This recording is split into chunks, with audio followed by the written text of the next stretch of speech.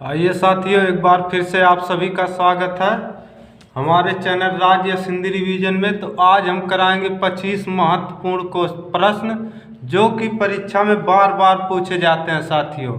बहुत ही महत्वपूर्ण प्रश्न है। चलिए बिना देर किए हुए प्रश्न की ओर बढ़ते हैं। तो आप लोगों को बहुत ही महत्वपूर्ण प्रश्न आप लोग देखेंगे जो कि परीक्षा में बार बार पूछे जा रहे हैं। तो आइए बिना देर किए हुए शुरू किया जाए। प्रश्न नंबर 1, कामायनी किस प्रकार का ग्रंथ है? कामायनी किस प्रकार का ग्रंथ है साथियों? ए खंड काव्य, बी मुक्त काव्य, सी महाकाव्य, डी चंपू काव्य। तो कामायनी किस प्रकार का ग्रंथ है? तो कामायनी आपका है महाकाव्य। पहले का सी ऑप्शन सही है, सी ऑप्शन सही है। प्रश्न नंबर 2, वर्तमान हिंदी का प्रचलित रूप है। वर्तमान हिंदी का प्रचलित रूप है ए अवधी, बी ब्रजभाषा, सी देवनागरी, डी खड़ी बोली। तो वर्तमान हिंदी का प्रचलित रूप साथियों क्या है? तो आपका खड़ी बोली आंसर सही है, डी ऑप्शन सही है।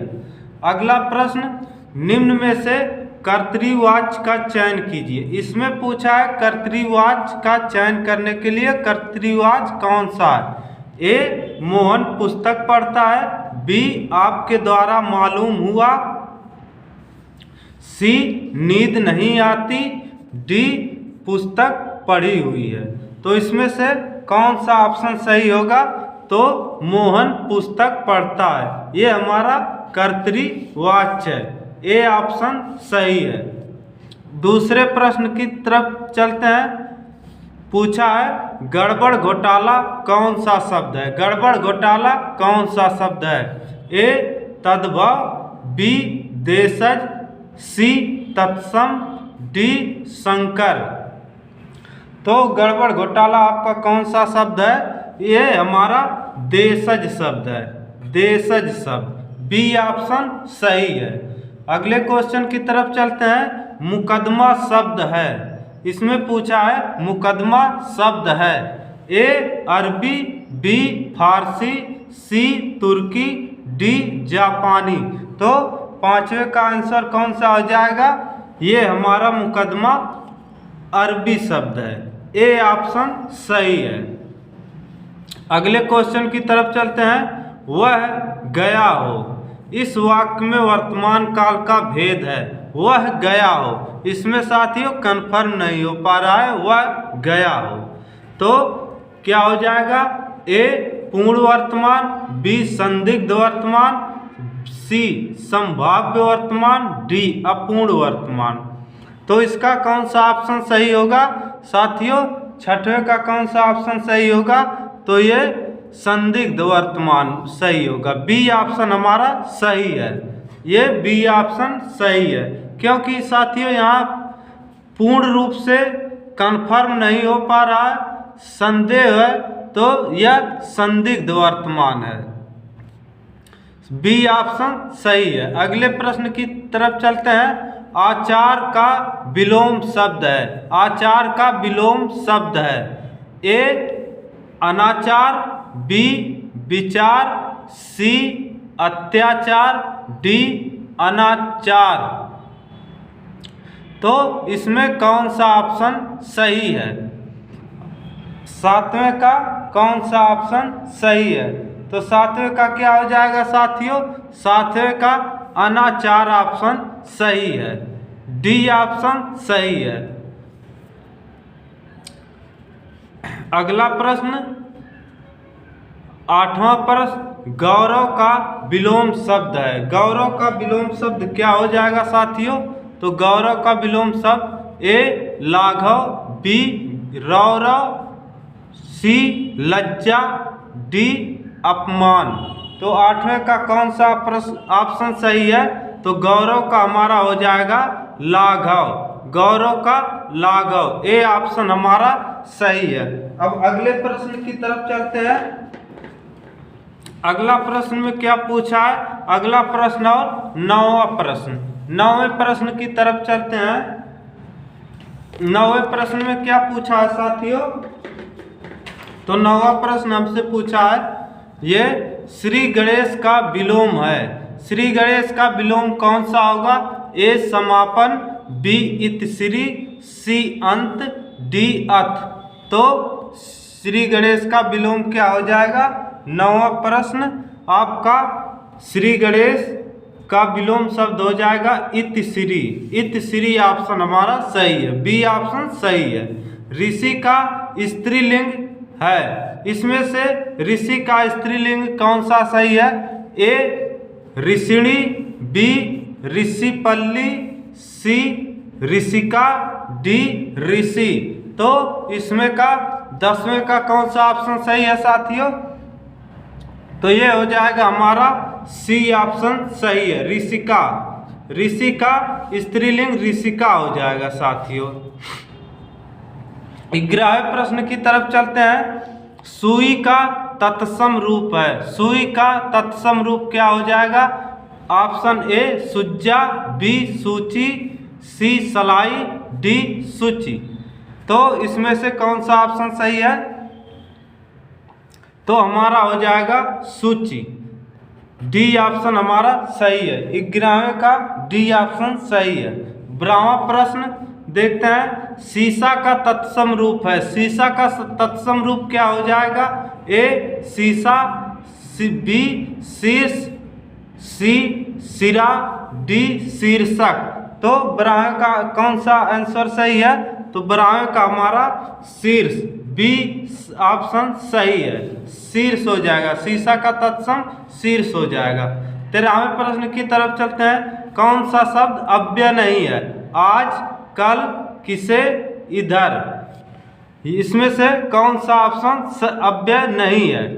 तो हमारा 13वां प्रश्न हो जाएगा 13वां का डी।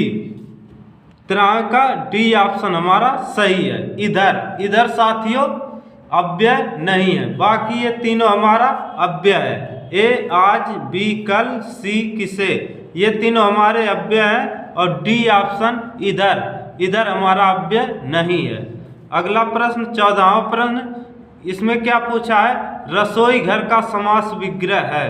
रसोई के लिए घर, बी रसोई का घर, सी घर की रसोई, डी रसोई का। तो 14वां का कौन सा ऑप्शन सही होगा साथियों? तो 14वां का हमारा ए ऑप्शन सही है, रसोई के लिए घर। इसका विग्रह हो जाएगा रसोई के लिए घर। अगला प्रश्न देखते हैं 15वां प्रश्न, पौनी बुद्धि वाला। पौनी बुद्धि वाला, इसके लिए कौन सा ऑप्शन सही है? ए तेज बुद्धि, बी मनस्वी, सी तीव्र बुद्धि, डी कुशाग्रह बुद्धि। तो 15 का कौन सा ऑप्शन सही है साथियों? हमारा पौनी बुद्धि का मतलब तीव्र बुद्धि, तीव्र बुद्धि, सी ऑप्शन हमारा सही है। 16वां का कौन सा? 16वां में क्या पूछा है? कमल नयन में कौन सा समास है? ए तत्पुरुष समास, बी द्विगु समास, सी बहुव्रीहि समास, डी द्वंद्व समास। 16वां का कौन सा ऑप्शन सही होगा? डी द्वंद्व समास हमारा सही है। कमल नयन, कमल नयन में द्वंद्व समास होगा। आइए अगले प्रश्न की तरफ चलते हैं। अगले प्रश्न में क्या पूछा है साथियों? अगला प्रश्न, अगले प्रश्न में क्या पूछा है आइए देखते हैं। अलंकार को वर्णन की एक प्रणाली किसने कहा? अलंकार को वर्णन की एक प्रणाली किसने कहा? ए Ramchandra Shukla, D B doctor Nagendra, सी पंत, डी इनमें से कोई नहीं। तो 17 का कौन सा ऑप्शन सही होगा? तो इसमें हो जाएगा साथियों रामचंद्र शुक्ल, ए ऑप्शन हमारा सही है। 18वां प्रश्न, 18वें प्रश्न में देखते हैं आलंबन की चेष्टाओं को क्या कहा जाता है? आलंबन की चेष्टाओं को क्या कहा जाता है? ए भाव, बी अनुभाव, सी उद्दीपन, डी संचारी। तो इसमें हमारा सी ऑप्शन सही है, उद्दीपन। 19वां क्वेश्चन, निम्नलिखित में से सकर्मक क्रिया का वाक्य है? ए बालिका निबंध लिखती है, बी मंदाकिनी सोती है, सी पक्षी आकाश में उड़ते हैं, डी बालक खिलौना पाकर हंसता है। तो 19वां का कौन सा आंसर सही होगा साथियों? तो ये ए ऑप्शन सही होगा, बालिका निबंध लिखती है। अगला प्रश्न 20वां प्रश्न, जिस क्रिया के दो कर्म हो वह कहलाती है? जिस क्रिया के दो कर्म होते हैं उसको क्या कहते हैं साथियों? ए संयुक्त क्रिया, बी नामबोधक क्रिया, सी द्विकर्मक क्रिया, डी इनमें से कोई नहीं। तो 20वें का आंसर कौन सा हो जाएगा? 20वें का आंसर क्या हो जाएगा साथियों? 20वें का आंसर बताइए आप लोग। तो ये हमारा हो जाएगा द्विकर्मक क्रिया। जिस क्रिया के दो कर्म हो उसे हम द्विकर्मक क्रिया कहते हैं। सी ऑप्शन हमारा सही है। 21वां प्रश्न, विसर्ग का प्रयोग किन शब्दों में नहीं किया जाता है? विसर्ग का प्रयोग किन शब्दों में नहीं किया जाता है? इससे पहले 21वां प्रश्न देखेंगे, विस्मय या आश्चर्य किस रस का अस्थायी भाव है? ए अद्भुत रस, बी वीर रस, सी हास्य रस, डी रौद्र रस। तो 21वां का कौन सा ऑप्शन सही होगा? विस्मय या आश्चर्य को अद्भुत रस कहते हैं। ए ऑप्शन हमारा सही है। 22वां पर, विसर्ग का प्रयोग किन शब्दों में नहीं किया जाता है? विसर्ग का प्रयोग किन शब्दों में नहीं किया जाता है? ए तद्भव, बी तत्सम, सी शंकर, डी इनमें से सभी। तो इसमें कौन सा ऑप्शन सही होगा? सी ऑप्शन हमारा सही होगा। शंकर शब्द में प्रयोग नहीं किया जाता, विसर्ग का प्रयोग शंकर शब्द में नहीं किया जाता है। अगला प्रश्न, प्रत्यय में संधि है? प्रत्यक्ष सॉरी दोस्तों, प्रत्यक्ष में संधि है, इसमें पूछा है प्रत्यक्ष में संधि है। ए गुण, बी दीर्घ, सी अयाज, डी यण। इसमें कौन सा संधि होगा साथियों? 23वें में कौन सा संधि होगा?